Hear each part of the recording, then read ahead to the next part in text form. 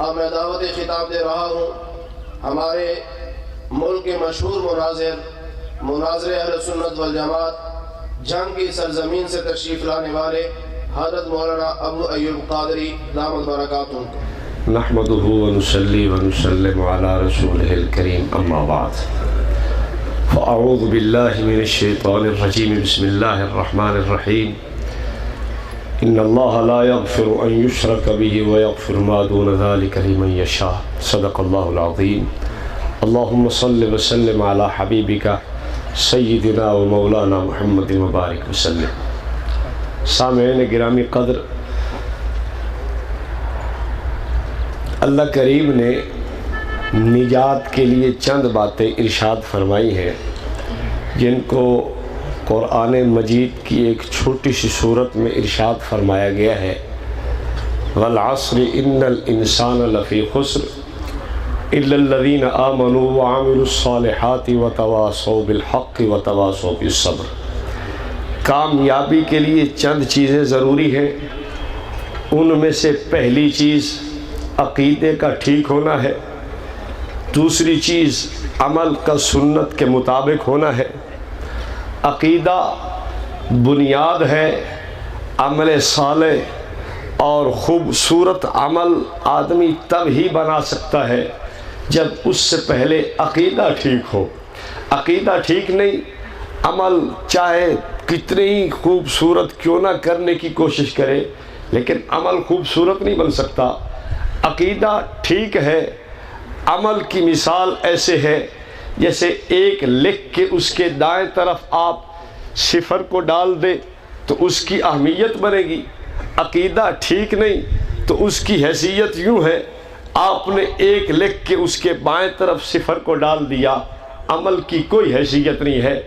عقیدے کا ٹھیک ہونا نہایت ضروری ہے۔ ایمان جس کو عقیدہ کہہ رہا ہوں میں، یہ ہے بھی حقیقت بات، اس سے کوئی مفر اور انکار نہیں۔ عقیدہ ٹھیک ہے، عمل بھی ٹھیک ہو جائے گا۔ اگر عقیدہ ہی ٹھیک نہیں تو عمل بالکل ہی ٹھیک نہیں بن سکتا۔ عقیدوں میں بنیادی عقیدہ توحید کا عقیدہ ہے۔ لوگوں نے اس عقیدہ توحید کی عظمت کو کم کرنے کے لیے شرک کے بوٹے کو اور پودے کو جناب جی اگانے کی کوشش کی کہ شرک کو ہم اس کو پھلنے پھولنے کے لیے کوشش کریں اور توحید کی عظمت کم ہو۔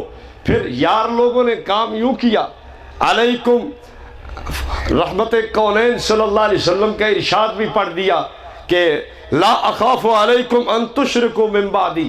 بخاری و مسلم دیگر کتب سے روایت بھی پڑھنے لگے کہ مجھے تم پہ شرک کا کوئی خوف نہیں، اس لیے لوگوں نے کہا جو چاہے کرتے چلے جائیں، شرک کا تو اندیشہ نہیں۔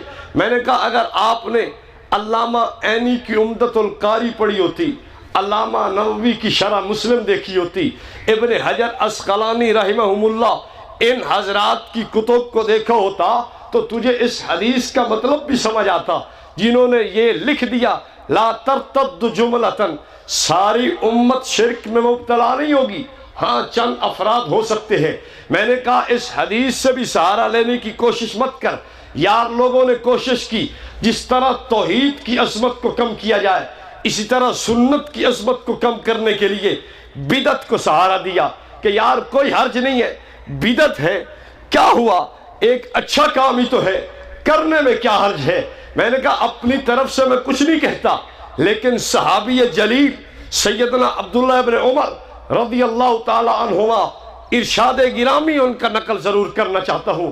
محدث ابو شامہ نے اپنی کتاب الباعث کے صفحہ 70 پہ یہ قول نقل کیا ہے۔ سیدنا ابن عمر فرماتے ہیں کل بدعت ضلالہ وان رآہ الناس حسنۃ، لوگ چاہے حسنہ کہتے رہے، لوگ چاہے حسنہ بدعت کو سمجھتے رہے، لیکن یہ بدعت ضلالت ہے، سنت کی نقیض ہے، سنت کے متصادم ہے، سنت کی عظمت کو کم کرنے والی ہے۔ اور میں بہت بڑے امام مالک رحمۃ اللہ علیہ کا قول بھی پیش کرنا چاہوں گا۔ بڑے بڑے علماء نے البدع والنہی عنہا کے اندر نقل کیا ہے۔ امام مالک رحمۃ اللہ علیہ کا نظریہ کیا تھا؟ کان مالک یکرہ کل بدعۃ وان کانت فی خیر۔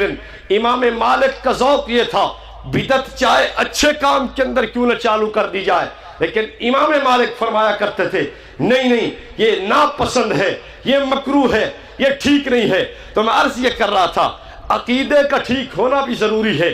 لوگ اگرچہ شرک کے نام سے عظمت توحید کی ختم کرنے کی کوشش کریں گے، عمل کا ٹھیک ہونا بھی ضروری ہے۔